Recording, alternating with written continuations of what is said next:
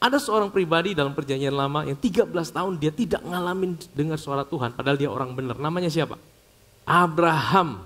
Ya, kita akan belajar dari kehidupan Abraham, kenapa dia sampai 13 tahun tidak mendengar Tuhan. Padahal Abraham ini adalah seorang pribadi yang disebut sebagai sahabat Allah. Sahabat itu adalah tempat terdekat boleh curhat, saudara. Ya, seorang sahabat itu tidak pernah ada yang ditutupin, saudara. Tapi dalam perjalanan hidup Abraham 13 tahun, dia tidak mendengar suara Tuhan, dia tidak mengalami Tuhan dalam hidupnya. Nah, hari ini kita mau sama-sama belajar dari perjalanan kisah Abraham, saudara. Mari kita buka di dalam Kejadian pasal 16, 2 ayat terakhir dari Kejadian pasal 16. Lalu Hagar melahirkan seorang anak laki-laki bagi Abram.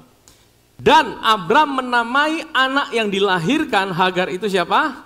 Ismail. Ayat 16. Abram berumur 86 tahun. Berapa umurnya?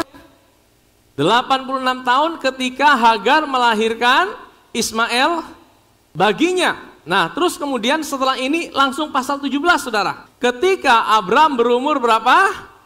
99 tahun. Maka Tuhan menampakkan diri kepada Abram dan berfirman kepadanya, "Akulah Allah El Shaddai." Kata El Shaddai muncul pertama kali di sini, saudara. Saudara tahu kalau Tuhan di Alkitab itu ya menyatakan dirinya dengan nama-nama, itu selalu ada korelasi dengan situasi yang terjadi, saudara. Dan saudara perhatikan, ini pertama kali kata El Shaddai muncul. Allah yang maha kuasa. Ya, di tempat ini saudara juga bisa belajar apa itu artinya Yahweh. Apa itu artinya Elohim. Elohim adalah creator God, Allah pencipta, Allah yang maha kuasa. Semua agama punya Elohim, punya Allah, tapi tidak semua agama punya Yahweh. Hanya kita anak orang Kristen dan orang Israel yang punya Allah perjanjian. Ya. Nah, tapi di sini Tuhan menyatakan dirinya sebagai El Shaddai. Akulah Allah yang maha kuasa. Kenapa Tuhan menyatakan diri sebagai Allah El Shaddai? Nah, ini kita akan belajar hari ini, saudara. Dikatakan hiduplah di hadapanku tidak bercela. Tapi saya ingin menggarisbawahi kata berumur 99 tahun. Jadi saudara, dari Kejadian 16 tadi di ayat yang terakhir, Abraham umur berapa? 86 tahun waktu Ismail lahir. Dan sejak Ismail lahir tidak tercatat satupun peristiwa mengenai Abraham tentang dia bicara sama Tuhan atau Tuhan bicara sama dia. Tidak ada satu ayat pun yang menceritakan. Ada seperti sebuah kekosongan di dalam perbedaan satu ayat itu, saudara. Ini dikatakan masa sunyi, ya. 13 tahun Abraham tidak dengar suara Tuhan. Seperti Tuhan itu menyembunyikan dirinya terhadap Abraham. Enak tidak, saudara, ketika ada seorang sahabat yang sengaja menghindar dari hidup saudara dan menyembunyikan dirinya terhadap hidup saudara. Enak tidak, saudara? Tidak enak, saudara. Abraham adalah orang yang biasa bergaul dengan Allah. Dia adalah orang yang dibenarkan karena iman. Sama seperti kita hari ini, saudara. Kita adalah orang-orang yang sudah dibenarkan. Kita orang percaya. Amin. Tapi kalau kita orang percaya terus kemudian kita mengalami masa-masa sepertinya, Tuhan itu tidak menyembunyikan dirinya dari kita. Rasanya tidak enak, saudara. Ya, kalau saudara sudah pernah ngerasa pengalaman berjalan bersama Tuhan, terus saudara rasa kering sekali seperti Tuhan itu tidak bisa engkau rasakan lagi. Engkau tidak bisa rasa Tuhan ada di mana. Bayangkan saudara, 13 tahun, saudara. Ada sebuah kejadian yang tidak enak, saudara. Nanti kita akan belajar kenapa Tuhan harus tunggu sampai 99 tahun. Ya. Nah, kalau kita lihat konteks daripada kejadian ini, saudara, di pasal 16 kita lihat ada sebuah kejadian yang kurang enak buat keluarga Abram. Apa, saudara? Abram itu dapat janji Tuhan, keturunanmu akan menjadi berkat bagi banyak bangsa. Nah, tapi masalahnya dia tidak punya anak sampai usianya udah 86 tahun, sampai 80 tahun lebih tidak ada anak. Bayangkan, saudara, udah tua gitu. Sarah juga sepertinya Sarah itu mandul. Abrahamnya tidak ada masalah, saudara. Nanti kita buktikan waktu dia ambil Hagar bisa punya anak. Artinya dari sisi Abraham tidak ada masalah. Berarti dari sisi Sarah ini ada masalah, saudara. Sarai. Nah, dia sebagai orang Ibrani mereka malu, saudara. Nah, Sarah ini sebagai tipe istri-istri yang dominan. Ya, istri-istri yang pokoknya lebih dominan. Dia yang bisa atur dia punya suami, saudara. Saudara tahu firman Tuhan berkata apa? Suami adalah kepala. Ya, tapi jangan bangga jadi kepala. Karena apa? Yang gerakkan kepala itu apa? Leher. Kepala tidak bisa bergerak kalau tidak ada leher, saudara. Jadi yang pegang peranan leher, saudara. Leher itu apa, saudara? Leher itu tubuh, saudara. Nah, siapa itu tubuh? Istri, saudara. Jangan bangga sudah jadi kepala, ya. Leher tidak perintahkan gerak, saudara, gerak stroke, saudara. Nah, Sarai ini seorang wanita yang dominan dan dia bilang gini, Bram, kayaknya kita mesti tolong Tuhan. Kita mesti bantu Tuhan. Kayaknya kalau kita tidak tolong Tuhan, janji Tuhan tidak terpenuhi dalam hidup kita. Itu ada Hagar, orang Mesir itu, ambil dia. Mungkin Tuhan mau pakai dia untuk supaya kita bisa punya keturunan. Abraham, ya sudahlah, kalau itu maumu. Akhirnya singkat cerita, diambillah Hagar. Ya, Abraham tidur dengan Hagar dan langsung jadi namanya Ismail, saudara. Artinya Abraham ini luar biasa, usia 86 masih produktif, saudara. Ya, loh langsung punya anak namanya Ismail. Tapi saudara tahu terjadi permasalahan. Tadinya mereka akur, akhirnya apa, saudara? Mulai Hagar mulai memandang rendah pada Sarah. Kemudian Hagar mulai sudah tidak menghormati Sarah. Akhirnya Sarah marah, ya kan? Sarah bilang sama Abraham, usir dia. Akhirnya Hagar diusir dalam keadaan hamil, ya, dalam keadaan hamil diusir. Akhirnya Tuhan datang, Tuhan berikan janji, ayo kamu akan punya anak namanya Ismail. Dan singkat cerita, akhirnya apa, saudara? Terjadilah masalah ini, saudara. Jadi saudara 13 tahun kita akan belajar. Kenapa, saudara? Ya, jadi Abraham ini berusaha bantu Tuhan, termasuk dengan Sarah. Nah, kita akan lihat ini ada gambaran yang diceritakan oleh Rasul Paulus mengenai kisah ini. Di dalam Galatia pasal yang keempat. Mari kita buka Galatia pasal yang keempat. Kita akan lihat dari ayat yang ke-21. Luar biasanya Alkitab kita ini, saudara. Alkitab kita itu perjanjian lama dan perjanjian baru itu sama-sama pentingnya, saudara. Ya, dan sama-sama luar biasanya. Makanya Alkitab kita ini bukan kita fokus di perjanjian baru saja. Perjanjian lama, perjanjian baru, itu semua kita mesti pelajari, mesti tahu. Karena ini bicara tentang seorang pribadi.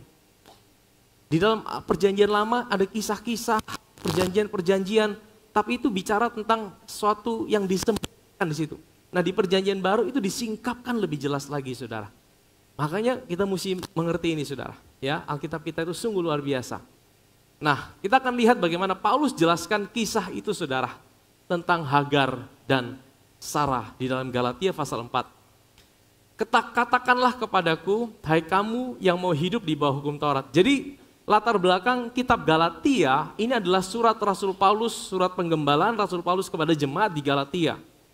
Isinya adalah Paulus marah besar. Kenapa Paulus marah? Karena jemaat Galatia ini jemaat yang menerima Injil secara murni. Waktu mereka dengar tentang karya Kristus, mereka percaya, mereka lahir baru, mereka jadi orang benar. Tapi dalam perjalanan gereja Galatia, masuklah orang-orang Yahudi ke tengah-tengah jemaat itu dan berkata, diprovokasi gini, kalian tidak cukup hanya percaya, kalian harus sunat, kalian harus lakukan puasa berapa kali seminggu, kalian harus memelihara hari-hari, awas tidak boleh lewat itu, kalian harus buat ini dan itu, supaya apa? Supaya Tuhan itu menyelamatkan kamu. Tidak cukup hanya percaya, percaya itu cuma sebagian kecil, kamu harus imbangi dengan apa yang kamu lakukan, kamu harus mentaati hukum Taurat supaya kamu itu dibenarkan. Saudara, ada saudara dengar pengajaran seperti itu hari-hari ini? Banyak, saudara. Banyak. Oh, tidak cukup kamu percaya saja. Kamu harus membuktikan, kamu harus membuktikan bahwa kamu harus lakukan supaya kamu sungguh-sungguh jadi anak. Kalau tidak, kamu bukan anak. Kamu harus buktikan itu. Tidak cukup percaya saja. Kamu harus berusaha untuk membuktikan, entah bentuknya hari ini mungkin lain, saudara. Tapi model-modelnya sama. Dan Paulus marah sekali pada jemaat di Galatia ini, saudara. Paulus bilang kalau ada malaikat dari sorga, yang beritakan Injil yang lain daripada yang aku beritakan, terkutuklah dia. Ya, makanya dia mulai ceritakan tentang kiasan ini, saudara. Ini tipologi yang Paulus khotbahkan kepada jemaat di Galatia. Hai kamu yang mau hidup di bawah hukum Taurat, tidakkah kamu mendengarkan hukum Taurat? Sebenarnya apa itu hidup di bawah hukum Taurat? Hukum Taurat itu sifatnya menuntut kesempurnaan manusia. Jadi hukum Taurat itu, kalau saya pakai bahasanya Watchmeni, dia bilang gini, hukum Taurat itu apa yang kita lakukan buat Tuhan. Untuk Tuhan sayang sama kita. Kasih karunia itu apa yang Tuhan lakukan buat saudara dan saya, karena dia mencintai saudara. Amin saudara. Hukum Taurat itu apa yang harus kita lakukan supaya Tuhan sayang sama kita. Jadi isinya hukum Taurat itu selalu apa yang harus kita lakukan. Kasih karunia isinya adalah apa yang Yesus sudah kerjakan. Karena dia mencintai hidup saudara dan saya. Amin saudara. Nah, Rasul Paulus bilang gini, hai kamu yang mau hidup di bawah hukum Taurat, tidakkah kamu mendengar hukum Taurat? Next. Bukankah ada tertulis bahwa Abraham punya 2 anak? Seorang dari perempuan yang menjadi hambanya, namanya siapa? Hagar. Ya, dan seorang dari perempuan yang merdeka, namanya siapa? Sarah. Tapi anak dari perempuan yang menjadi hambanya itu diperanakan menurut daging. Apa artinya diperanakan menurut daging? Kenapa Ismail dikatakan diperanakan menurut daging? Karena apa? Ismail itu lahir dari kekuatan dan usaha Abraham dan Sarah sendiri. Jadi saudara, daging itu bukan selalu bicara tentang, oh kalau dia suka ke klub malam, oh kalau dia suka main judi, oh kalau dia suka perbuatan-perbuatan, itu cuma perbuatan-perbuatan daging. Tetapi lebih dalam dari itu ada yang namanya keinginan daging. Apa itu keinginan daging? Keinginan yang selalu mengarahkan kita untuk berpusat pada diri kita, kekuatan kita, dan kemampuan diri kita sendiri. Bahkan untuk memenuhi janji Tuhan dalam hidup kita. Bahkan untuk melayani juga, kita bisa digerakkan oleh daging kita sendiri, saudara. Ya, contoh Abraham. Abraham untuk menggenapi janji Tuhan dalam kehidupannya. Kenapa dikatakan dia pakai dagingnya? Karena dia fokus bukan pada janji Tuhannya, tapi dia fokus bagaimana memenuhi janji Tuhan itu dengan kekuatannya sendiri, berpusat pada dirinya dan kekuatannya. Makanya kalau hidup kita berpusat pada diri kita dan kekuatan kita, bahkan untuk melayani, bahkan untuk memenuhi janji Tuhan dalam hidup ini, tanpa sadar kita sedang digerakkan oleh daging. Dan daging itu pemicunya adalah hukum Taurat, saudara. Tuntutan. Ketika saudara dengar tuntutan, kalau hidup yang digerakkan oleh tuntutan, itu selalu memicu daging kita. Ya, makanya kalau orang selalu hidup dalam tuntutan-tuntutan, tanpa sadar, dagingnya dia yang bekerja. Dan hasilnya adalah kekhawatiran, ketakutan, depresi, stres. Tuhan tidak ingin kita hidup seperti itu. Tuhan tidak ingin kita hidup seperti itu. Bahkan untuk memenuhi janjinya sendiri, dia tidak mau kita andalkan kekuatan kita sendiri, kemampuan kita sendiri. Amin, saudara. Ya, makanya dikatakan begini, anak dari perempuan yang menjadi hambanya itu diperanakkan menurut daging. Dan anak dari perempuan yang merdeka itu oleh karena apa? Janji. Anak dari perempuan yang merdeka itu siapa? Ishak. Ishak itu didapatkan bukan karena kekuatan Abraham. Makanya Ishak itu didapatkan usia Abraham berapa? 100 tahun. Tadi 99 itu Tuhan nampakkan diri kembali kepada Abraham. Kenapa Tuhan nampakkan diri pada Abraham usianya 99 tahun? Kenapa kok tidak 87, 88, 90? Kenapa? Kenapa mesti tunggu sampai 99 tahun? Karena saudara tahu, usia 99 itu adalah bukan berarti angkanya, tapi Tuhan tahu di usia 99 Abraham tidak punya kemampuan apa-apa lagi untuk bisa mendapatkan janji Tuhan dengan kekuatannya sendiri. Dengan kata lain mungkin usia 98 Abraham masih perkasa. Nah Tuhan itu tunggu sampai Abraham itu sudah betul-betul mati pucuk. Dan saat Abraham sudah mati pucuk, disitulah kesempatan dia untuk bisa mengalami El Shaddai, El Shaddai, Allah Maha Kuasa. Dia besar,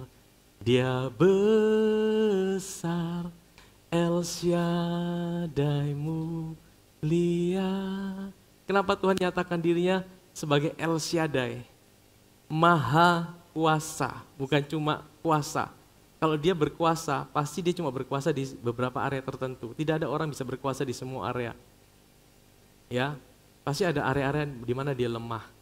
Tapi Tuhan bilang dia El Shaddai. Aku Allah El Shaddai. Dan dia nyatakan Allah El Shaddai itu pada waktu Abraham itu sudah tidak punya kuasa apa-apa. Tidak punya kemampuan apa-apa. Makanya salah satu kunci untuk saudara bisa ngalamin Tuhan sebagai Allah El Shaddai adalah ketika saudara tahu bahwa saudara tidak punya kemampuan apa-apa lagi dalam hidup saudara. Amin saudara.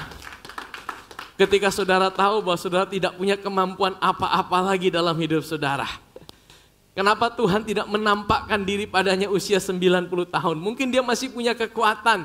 Mungkin Abraham kalau Tuhan datang usia 90, ini karena saya masih kuat.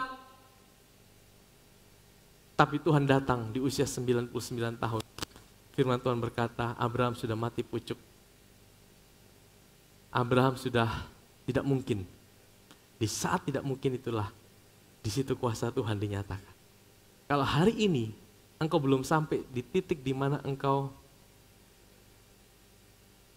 sampai menyerah. Engkau masih andalkan kekuatanmu sendiri. Sebenarnya itu penghalang terbesar untuk engkau melihat kuasa Tuhan dinyatakan dalam hidupmu. Penghalang terbesar untuk engkau melihat kuasa Tuhan dalam hidupmu bukan yang lain. Tapi ketika engkau merasa engkau bisa, engkau mampu. Kalau engkau merasa engkau bisa, engkau mampu, di situ Tuhan tidak bisa bekerja, saudara. Tuhan bisa bekerja di saat engkau tahu engkau tidak mampu, saudara. Amin, saudara. Ini adalah satu kiasan atau tipologi.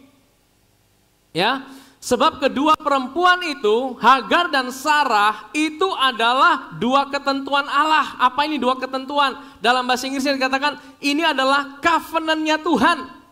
Atau perjanjiannya Tuhan. Ini gambaran dari dua perjanjian besar yang ada dalam firman Tuhan. Yaitu apa saudara? Yang satu berasal dari Gunung Sinai. Perjanjian apa yang dibuat di Gunung Sinai? Perjanjian hukum Taurat, ya, itu dibuat di Gunung Sinai pada waktu hari Pentakosta, dan melahirkan anak-anak apa? Perhambaan. Dengan kata lain, kalau kita hidup secara sistem di bawah sistem hukum Taurat, maka kita akan hidup dalam perhambaan secara tidak sadar, saudara. Sekalipun kita udah lahir baru. Sekalipun kita udah bilang kita orang percaya lahir baru, kita bilang kita tidak ada di bawah hukum Taurat. Tetapi kalau cara pandang kita terhadap Tuhan hari ini, kita masih melihat Tuhan yang menuntut kita baik supaya Tuhan baik, yang menuntut performance kita, kekuatan kita, kemampuan kita, baru Tuhan itu sayang sama kita. Secara tidak sadar kita taruh diri kita di bawah sistem hukum Taurat dan itu akan melahirkan perhambaan di dalam hidup kita. Secara tidak sadar kita taruh diri kita di bawah perhambaan. Maksudnya apa, saudara? Sekalipun kita anak, tapi kita tidak bisa menikmati berkat sebagai anak itu. Kita cuma merasa, ya, kita sebagai hamba terus. Ya, kita tidak bisa nikmati Tuhan. Kita tidak bisa nikmati janji Tuhan.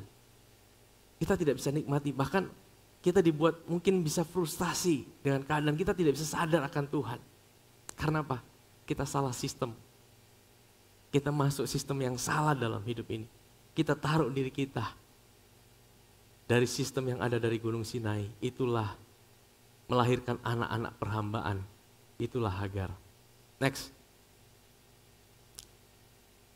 Hagar ialah Gunung Sinai di tanah Arab. Dan ia sama dengan Yerusalem yang sekarang. Waktu Paulus cerita, itu dia bicara tentang bangsa Israel pada waktu itu. Bahkan sampai hari ini, saudara. Banyak orang Israel belum mengerti tentang kasih karunia. Mereka masih berusaha dapatkan keselamatan itu dengan usaha mereka. Ya, makanya kalau sudah dengar pengajaran yang ada di luar sana, engkau harus berusaha dengan kekuatanmu supaya engkau diselamatkan. Perbuatanmu, engkau harus sama seperti Yesus dengan kekuatanmu sendiri. Secara tidak langsung kita kembali ke sini, saudara. Dan itu akan melahirkan perhambaan. Makanya Tuhan bilang gini, saudara. Kita itu harus panas atau dingin. Jangan suam-suam kuku. Maksudnya apa suam-suam kuku itu?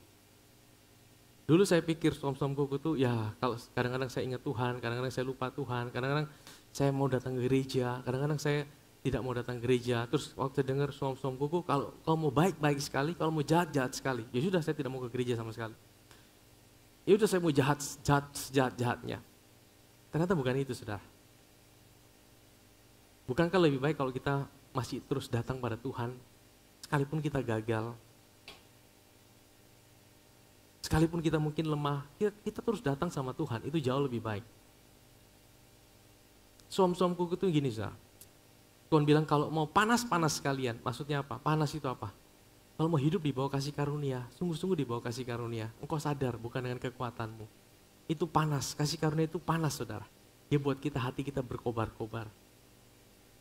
Ya, kalau engkau mau dingin-dingin sekalian, itu artinya apa? Kalau engkau mau hidup di bawah hukum Taurat, hidup sungguh-sungguh di bawah hukum Taurat, artinya apa? Engkau harus berusaha dengan kekuatanmu untuk dapat perkenanan Tuhan. Nah, masalahnya hari ini tidak ada orang yang murni bisa lakukan hukum Taurat dengan sempurna. Yang banyak hari ini adalah pencampuran. Inilah suam-suam kuku. Oh, kalau aku kuat, aku hidup di bawah hukum Taurat tanpa sadar. Kita bilang, aku bisa kok dengan kekuatanku. Aku bisa kok melayani Tuhan. Aku bisa kok buat ini buat Tuhan. Aku bisa kok lakukan ini supaya Tuhan sayang sama aku. Aku udah buat ini, Tuhan harus memberkati aku. Tapi di saat kita lemah, waduh, aku dalam kasih karunia Tuhan. Tuhan, terima kasih buat kasih karunia. Saudara, tanpa sadar, saudara, kita sedang suam-suam kuku. Nah, ini yang Tuhan tidak mau. Karena apa? Kalau engkau sungguh-sungguh hidup di bawah hukum Taurat, engkau pasti akan mengalami yang namanya habis bensin. Habis bensin itu apa, saudara? Menyerah. Sama seperti Abraham, dibuat habis bensin sama Tuhan. Tuhan harus tunggu sampai 99 tahun. Sampai Abraham sudah betul-betul tidak tahu harus buat apa. Di saat itulah dia ngalamin El Shaddai terjadi dalam hidupnya. Kadang-kadang Tuhan harus buat kita sampai habis bensin. Anda pernah ngalami habis bensin? Kalau bensinnya masih ada, masih bisa jalan. Oh, masih sedikit, masih bisa. Tapi kalau sudah habis sama sekali, Tuhan, aku tidak mampu, Tuhan. Nah, siap-siap. Ketika engkau tidak mampu, sedikit lagi engkau ngalamin. Kuasa Tuhan dinyatakan di dalam kehidupanmu. Amin, saudara. Tuhan ingin kita menyadari itu, saudara. Tuhan tidak ingin kita hidup dalam dua sistem yang bertolak belakang itu. Dulu saya sebelum kenal sungguh-sungguh kasih karunia, saya hidup dalam dua sistem itu, saudara. Saya selalu berusaha, saya tidak pernah punya sebuah kepastian bahwa Tuhan itu sungguh-sungguh sayang sama saya. Karena saya selalu ukur kasih sayang Tuhan itu berdasarkan pencapaian apa yang saya buat dalam hidup ini. Dan itu buat saya dalam sebuah keadaan yang tidak pernah pasti dalam hidup ini. Kalau saudara ada dalam situasi seperti itu, saudara tidak pernah bisa sungguh-sungguh mengasihi Tuhan dengan bebas, saudara. Waktu saudara menerima kasih karunia itu bukan izin berbuat dosa. Kasih karunia memerdekakan saudara untuk mengasihi Tuhan tanpa harus saudara merasa terhukum. Kasih karunia saudara tahu, Tuhan terima kasih, aku mengucap syukur kalau hari ini aku diberkati, aku dicintai, aku dikasihi Tuhan. Itu bukan karena apa yang aku buat, tapi oleh karena apa yang Yesus kerjakan buat aku. Kalau aku melayani, kalau aku buat apa-apa, aku baca firman, aku berdoa, bukan supaya Tuhan tambah sayang sama aku. Itu tidak pernah menambahi atau mengurangi kasih Tuhan dalam hidupku. Tapi aku lakukan itu karena aku tahu, aku udah dicintai Tuhan. Aku udah dikasihi Tuhan. Aku buat segala sesuatu dengan seperti orang merdeka. Engkau merdeka bukan untuk berbuat dosa, merdeka untuk mengasihi Tuhan. Amin. Saya rindu setiap jemaat Tuhan yang ada di tempat ini. Engkau datang pada Tuhan, tidak dengan perasaan ketakutan, terintimidasi. Apakah Tuhan bisa tinggalkan hidup saudara? Engkau datang pada Tuhan bukan dengan sebuah ketakutan, tapi dengan sebuah kemerdekaan. Makanya kalau kita datang ke rumah Tuhan di tempat ini, kita seperti pesta saudara, nikmati Tuhan. Amin saudara. Yerusalem sorgawi adalah perempuan yang merdeka. Siapa dia? Dia adalah ibu kita. Namanya siapa? Sarah. Jadi kalau saudara, kita punya bapak yang sama. Namanya bapak siapa? Bapak Abraham mempunyai banyak sekali anak-anak. Amin saudara. Kita semua ini anak Abraham. Ya. Tapi ibu kita bisa beda loh. Ibu kita bisa beda loh. Tergantung engkau, bagaimana engkau berurusan dengan Tuhan akan menentukan siapa ibumu. Kalau engkau secara tidak sadar, engkau berurusan dengan Tuhan dengan cara sistem perhambaan di dalam Gunung Sinai, ibu saudara siapa? Hagar. Jadi coba tanya samping kiri kananmu, siapa ibumu? Bapak kita sama, ibu kita belum tentu sama. Ya, pastikan waktu kita pulang dari tempat ini kita punya ibu yang sama. Amin saudara. Ibu kita bukan lagi Hagar, tapi ibu kita siapa? Sarah. Amin saudara, kita berikan tepuk tangan buat Tuhan ya. Ibu kita adalah Sarah. Karena kita tahu kita orang yang ditebus oleh darah Yesus. Hari ini Tuhan telah memerdekakan kita. Kita tidak lagi di bawah perhambaan hukum Taurat. Kita menghampiri Tuhan bukan dengan sebuah ketakutan. Karena kita tahu Dia telah mencintai kita. Dia telah membebaskan kita. Dia telah mengasihi kita. Amin saudara. Next, ayat 27. Karena ada tertulis, bersukacitalah hai si mandul yang tidak pernah melahirkan. Ya. Bergembira dan bersorak-sorailah hai engkau yang tidak pernah menderita sakit bersalin. Sebab yang ditinggalkan suaminya akan punya lebih banyak anak daripada yang bersuami. Ini nubuatan buat kita anak-anak Tuhan. Ya. Jadi gini saudara, kadang-kadang kita di bawah kasih karunia itu sepertinya lambat. Tapi pasti. Ya, kita ini seperti mesin diesel. Kita tidak yang bagaimana saudara. Tapi kita, kadang-kadang kita seperti kok Tuhan, kok dia lebih cepat ya. Dia kok lebih cepat. Tapi Tuhan ingatkan, kita ini seperti mesin diesel. Panasnya belakangan, tapi pasti saudara. Amin saudara. Nah kalau kita sungguh-sungguh di bawah kasih karunia, kita bisa menikmati semua janji Tuhan. Saya akan tunjukkan sama saudara, kalau kita, sekalipun kita sudah lahir baru, tapi kalau kita masih hidup dari bawah sistem hukum Taurat, kita tidak bisa nikmati Tuhan. Bahkan janjinya dalam hidup ini. Coba kita ke Galatia pasal 4 ayat yang pertama, kita mundur. Yang dimaksud ialah, selama seorang ahli waris belum akil balik. Akil balik itu apa? Dia belum dewasa, dia masih anak-anak. Ya. Makanya bahasa Yunani itu bagus. Ya. Kata anak itu ada beberapa. Orang yang belum akil balik, masih kecil itu nevios, katakan nevios. Tapi ada anak dewasa, anak yang udah mature, yang udah punya tanggung jawab, itu namanya huios. Katakan huios. Nah, itu bedanya. Nanti kita lihat. Selama seorang ahli waris belum akil balik, dia masih anak kecil, sedikit pun ia tidak berbeda dengan seorang hamba. Sungguh pun ia adalah tuan dari segala. Waktu kita lahir baru, kita ini anak saudara. Betul? Kita ini anak, karena kita lahir, kita jadi anak. Nah kalau anak dia punya ahli waris mewarisi apa yang bapaknya punya, betul? Tapi selama kita masih belum jadi anak dewasa, anak kecil, kita tidak ada bedanya dengan hamba. Saya kasih contoh. Kalau kita punya anak masih kecil, umur 1 tahun, 2 tahun, ya ada anak konglomerat misalnya. Anak konglomerat, anaknya baru 1 tahun. Kira-kira dia bisa nikmati tidak? Papanya punya mobil Ferrari, Lamborghini, pesawat pribadi, bisa tidak? Tidak mungkin papanya bilang gini, anakku, ini aku kasih Ferrari, pakai ya, jaga ya. Bisa tidak? Tidak bisa. Sekalipun dia punya ahli waris. Sekalipun dia tuan atas semua yang bapaknya punya. Betul? Dia tidak ada bedanya dengan hamba. Demikian pula, ya, kalau kita orang percaya, lahir baru, tapi kalau kita masih hidup dalam sistem hukum Taurat, kita tidak ada bedanya dengan hamba.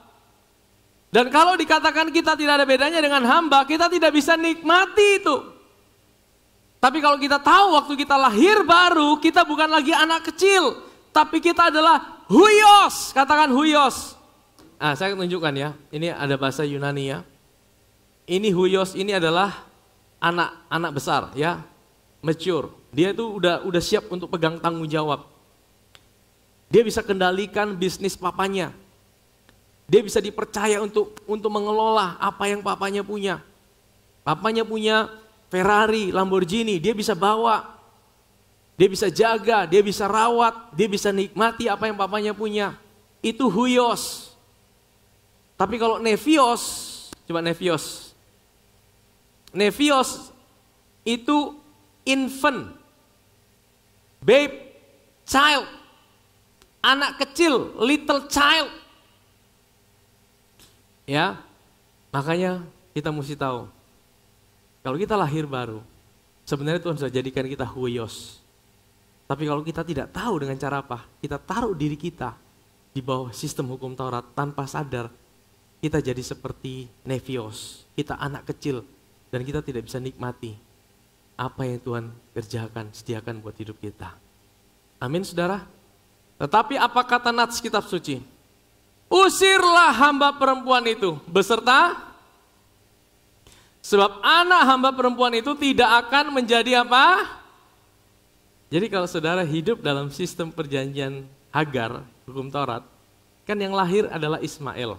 Itu tidak mungkin bisa menikmati, dia tidak mungkin bisa bersama-sama. Kata tidak akan ini dalam bahasa Yunani adalah ume, katakan ume. Ume itu apa? Ume itu double negatif. Bukan cuma satu negatif, double negatif. Kata tidak akan itu suatu penekanan, sebuah kepastian bahwa tidak mungkin kalau kita hidup di bawah perjanjian hukum Taurat, sebuah sistem hukum Taurat di mana kita berusaha lakukan sesuatu supaya Tuhan sayang sama kita. Kita masih hari ini belum yakin akan cinta Tuhan dalam hidup ini. Kita masih mengukur kasih Tuhan berdasarkan apa yang harus kita buat Tuhan. Kita masih ukur berkat Tuhan berdasarkan kekuatan kita untuk meraih itu semua dengan kemampuan kita sendiri. Tanpa sadar kita taruh diri kita di bawah sistem perjanjian hukum Taurat. Firman Tuhan berkata, ume tidak akan menjadi ahli waris bersama-sama dengan anak perempuan merdeka itu. Makanya saudara tahu kenapa Tuhan itu seperti menyembunyikan diri sama Abram 13 tahun. Kenapa? Kenapa Tuhan seperti tidak bicara sama Abram 13 tahun? Dari usia 86 sampai 99. Karena apa? Karena di rumah Abram ada Hagar dan Ismail. Loh, usia 99 kan masih ada Hagar dan Ismail.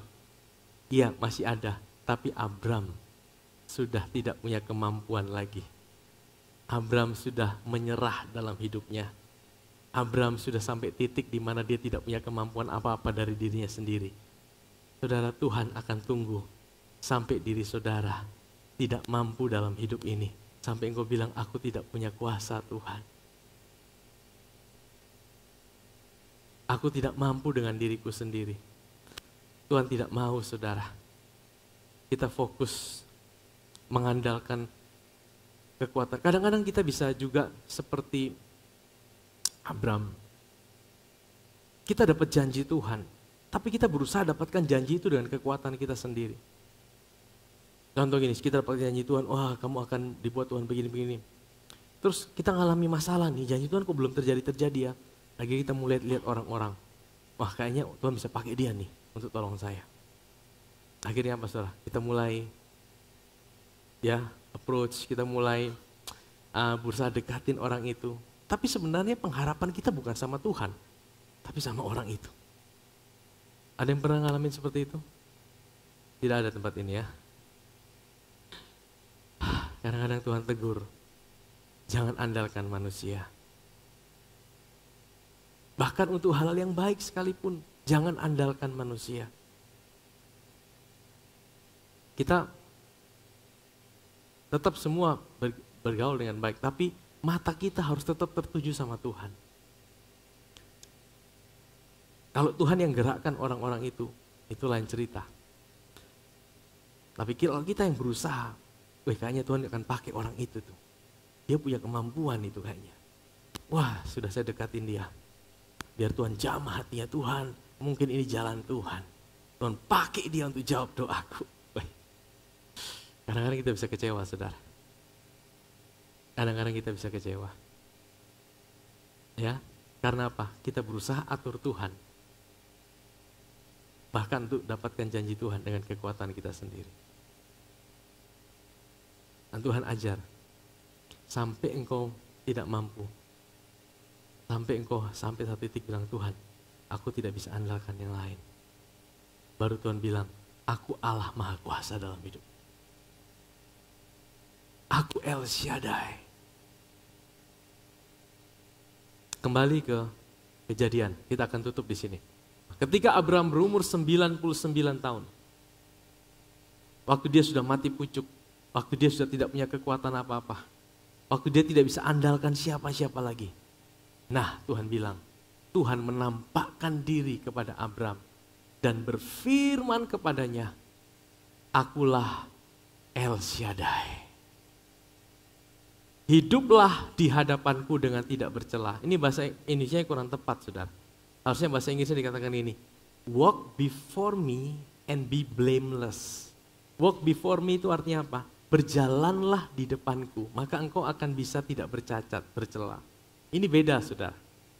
Ya, walk before me. Lihat aku, kata Tuhan. Kalau engkau lihat aku, engkau mengalami aku, disitulah engkau bisa tak bercacat dalam hidupmu. Saudara, saya agak keluar sedikit. Di dalam Alkitab kita ada orang-orang yang bergaul dengan Tuhan. Yang pertama adalah Henok. Dikatakan dia walk with God. Walk with God. Dia berjalan bersama Allah. Yang kedua, Abraham walk before God. Berjalan di depan Allah. Tapi yang ketiga, hari ini kita orang percaya. Kita bukan sekedar walk with God. Kita bukan sekedar walk before God. Walk in God. Karena kita orang percaya perjanjian baru, Tuhan tinggal dalam hidup kita. Cuma mau tidak kita menyadari hal itu. Amin. Kita tidak bisa tak bercacat celah dengan kekuatan kita. Tapi waktu kita sadar, kita walk in Him. Kita berjalan di dalam Dia. Dia ada dalam kita. Itulah kekuatan kita, saudara. Aku akan mengadakan perjanjian antara aku dan engkau, dan aku akan membuat engkau sangat banyak. Tuhan ulangi janjinya lagi. Lalu sujudlah Abraham, dan Allah berfirman kepadanya, dari pihakku inilah perjanjianku dengan engkau. Engkau akan menjadi bapa sejumlah besar bangsa. Karena itu namamu bukan lagi Abram, melainkan apa? Abraham. Tuhan ubah namanya. Saudara tahu apa beda nama Abram dan Abraham? Abram artinya apa? Bapak besar. Abraham artinya apa? Bapak segala bangsa. Anaknya berapa? Anaknya satu. Tapi itu bukan anak perjanjian. Itu anak dari dagingnya. Saudara bayangkan, dia sedang nantikan janji Tuhan. Tuhan bilang, engkau akan punya keturunan, akan jadi berkat bagi segala bangsa. Keturunan seperti pasir di laut. Namamu aku rubah. Jadi bapak banyak bangsa. Jadi gini saudara, sebelum Tuhan itu memanifestasikan janji dalam hidup saudara, Tuhan harus rubah cara bicara saudara tentang situasi saudara. Tuhan harus rubah apa yang kau pikirkan tentang situasimu. Banyak kali kan kita mau lihat, kalau saya harus lihat janji Tuhan dulu. Kalau janji Tuhan udah terjadi, baru perkataan saya, oh ini janji Tuhan terjadi. Tapi Tuhan tidak, sebelum dia nikmati janji Tuhan, Tuhan ubah dulu cara bicaranya. Tuhan ubah dulu cara pikirnya. Engkau harus lihat dirimu sebagai bapak segala bangsa. Engkau harus lihat dirimu sebagai, bukan cuma bapak besar, bapak segala bangsa. Dia rubah saudara. Hari ini apa yang menjadi pergumulan hidup saudara? Apa yang menjadi janji Tuhan dalam hidup saudara? Mungkin engkau sedang ada dalam satu titik di mana belum titik terendah. Nah Tuhan mau engkau sampai titik terendah. Jangan tunggu sampai engkau habis semuanya. Engkau bisa hari ini mungkin engkau masih punya kekuatan tapi engkau bilang Tuhan, aku tidak mampu. Dengan cara apa? Kau datang pada Tuhan. Ubah cara pikirmu, Tuhan aku tahu. Oh, aku lihat janjimu Tuhan. Aku tahu itu sudah terjadi, sekalipun aku belum melihatnya. Amin, saudara. Yang kedua, nama Abraham ini, saudara. Saudara tahu dalam bahasa Ibrani, kata Abram ini dari 3 kata, huruf mati. Yaitu pertama, ab, itu Abba. Katakan Abba, makanya dari Abraham itu kan Bapak, itu ab, Abba. Yang kedua, B dan R ini dari kata bar, katakan bar. Bar itu apa? Bin, bahasa Arabnya, itu apa? Anak. Yang ketiga ini mem. Mem itu apa? Air. Nah, saudara tahu air, Roh Kudus sering sekali digambarkan dengan apa? Air. Jadi kata Abram ini sebenarnya Bapa, Anak, dan Roh Kudus. Tapi saudara tahu, tunggu jangan tepuk tangan dulu saudara. Kalau kita hanya mengkhotbahkan Bapa, Anak, dan Roh Kudus, tidak ada hasilnya. Belum ada buahnya. Harus dimasukkan hey. H ini adalah hey, huruf kelima dalam bahasa Ibrani. Tahukah saudara hey itu artinya apa? Kasih karunia. Kalau kita mengkhotbahkan Bapa, Anak, dan Roh Kudus dengan esensi kasih karunia, saudara tahu, disitulah akan melahirkan buah-buah yang luar biasa. 1 tahun sejak namanya dirubah, Abraham melihat Ishak lahir, saudara. Bukan karena kekuatannya, tapi oleh karena janji Tuhan buat hidupnya. Amin, saudara. Hari ini sudah dengar firman Tuhan. Apakah saudara cuma dengar tentang Bapa, Anak, Roh Kudus? Itu baik, tapi saudara harus dengan esensi kasih karunia. Karena begitu besar kasih Allah akan dunia ini, sehingga ia mengaruniakan anaknya yang tunggal. Barang siapa yang percaya kepada tidak binasa, melainkan beroleh hidup yang kekal. Amin, saudara. Kita harus melihat segala sesuatu dari kacamata kasih karunia, saudara.